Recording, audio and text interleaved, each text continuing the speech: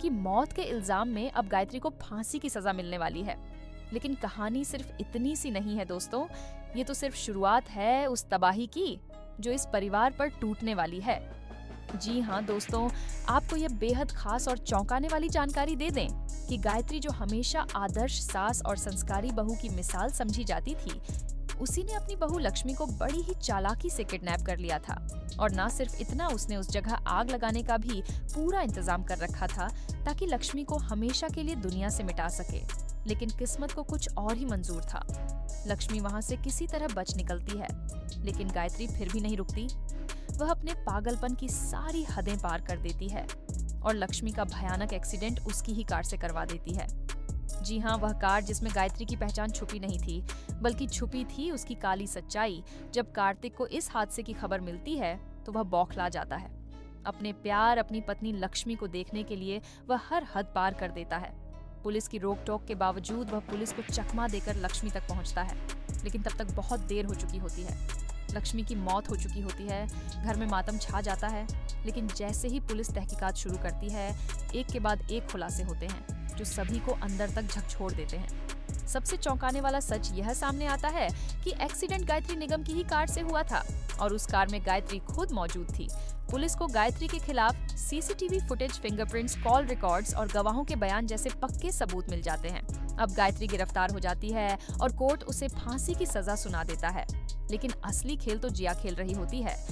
जी हाँ दोस्तों, जिया जो अब तक एक मासूम सी लड़की के रूप में दिखाई गई थी, असल में सबसे बड़ी चालबाज निकलती है। वह जानती है कि गायत्री के हटते ही कार्तिक का रास्ता साफ हो जाएगा और यही कारण है कि वह भी इस पूरे षड्यंत्र में गायत्री की अनजानी साथी थी। जिया अब अपनी याददाश्त वापस आने का झूठा ड्रामा करती है।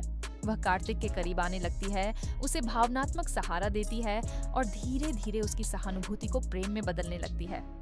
कार्तिक जो अब टूटा हुआ है, उसे लगता है कि शायद जिया ही उसका सहारा बन सकती है और अंततः वह जिया से शादी करने का फैसला कर लेता है। लेकिन कहानी में सबसे बड़ा ट्विस्ट तो अब आता है। कार्तिक और जिया की शादी की रात जब पूरा घर रोशनी से सजा हुआ होता है, सभी रिश्तेदार मौजूद होते हैं और मंत्रों उच्चारण के बीच फेरे पूरे हो रहे होते हैं, तभी दरवाजा जोर से खुलता है और अंदर प्रवेश करती है लक्ष्मी। जी हाँ दोस्तों, लक्ष्मी जिंदा है और इस बार वह सिर्फ एक पत्नी या बहू बनकर नहीं लौटी है, बल्कि न्याय की देवी बनकर लौटी है, अपने ऊपर हुए हर जुल्म का हिसाब लेने। लक्ष्मी की वापसी सिर्फ एक सनसनीखेज खबर नहीं होती, बल्कि वह सारा खेल पलट देती है। लक्ष्मी बताती है कि उसका एक्सीडेंट सिर्फ एक्सीडेंट नहीं था, बल्कि एक सुनियोजित हत्या की कोशिश थी और उसमें सिर्फ गायत्री ही नहीं, जिया भी बराबर की दोषी थी। सबूत लक्ष्मी के पास हैं, वीडियो क्लिप्स, ऑडियो रिकॉर्डिंग्स और डॉक्टर की रिपोर्ट, जिसने उसकी झूठी मौत का सच दुनिया के सामने लाने का इंतजाम किया। अब पूरा परिवार सख्त में है। कार्तिक सदमे में है। क्या उसने जिस लड़की से अभी अभी शादी की है, वही उसकी पत्नी की कातिल है?